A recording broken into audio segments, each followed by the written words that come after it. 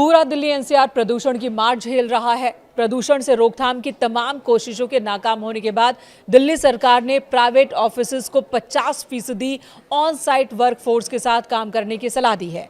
यानी कि 50% कर्मचारियों को वर्क फ्रॉम होम की सलाह दी गई है।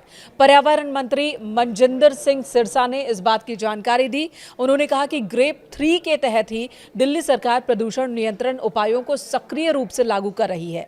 सार्वजनिक स्वास्थ्य और वायु गुणवत्ता की रक्षा के प्रयासों को तेज किया गया है।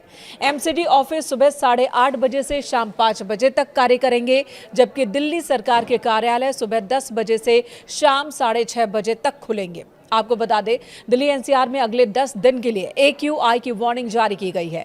केंद्रीय पृथ्वी विज्ञान मंत्रालय के तहत आने वाली फोरकास्टिंग बॉडी ने कहा कि अगले 10 दिनों तक एयर क्वालिटी बहुत खराब कैटेगरी में ही रहने वाली है, इसमें कोई सुधार नहीं होने वाला।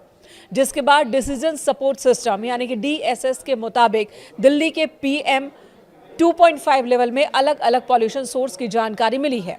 दिल्ली की जहरीली हवा में ट्रांसपोर्ट सेक्टर का सबसे बड़ा योगदान सामने आया है। लगभग 15% प्रदूषण की वजह ट्रांसपोर्ट ही है और ऐसे में वर्क फ्रॉम होम नियम से सड़कों पर गाड़ियों की संख्या कम होगी और प्रदूषण में कमी की उम्मीद है।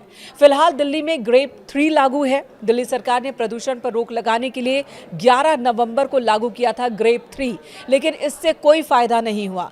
AQI स्तर में कोई सुधार देखने को नहीं मिला, जिसके बाद अलग स्टेशंस की बात करें तो AQI 400 के पार ही दर्ज किया गया है और यही वजह है कि ग्रेप 3 को और ज्यादा सख्त किया जा रहा है। फिलहाल ग्रेप 4 लागू नहीं है, लेकिन सरकार इसके नियमों को ग्रेप 3 के तहत ही लागू कर रही है और इन्हीं में से एक फैसला है दफ्तरों में लोगों की संख्या कम करना, यानी कि 50% कर्मचारियों के साथ काम करने का ये फैसला। CAQM ने अपने लेटेस्ट नोटिस में कहा कि CAQM ने 21 नवंबर 2025 को ग्रेप शेड्यूल को रिवाइज किया है ताकि इसे और सख्त बनाया जा सके, दिल्ली एनसीआर में एयर क्वालिटी को बहुत ज्यादा खराब होने से रोका जा सके।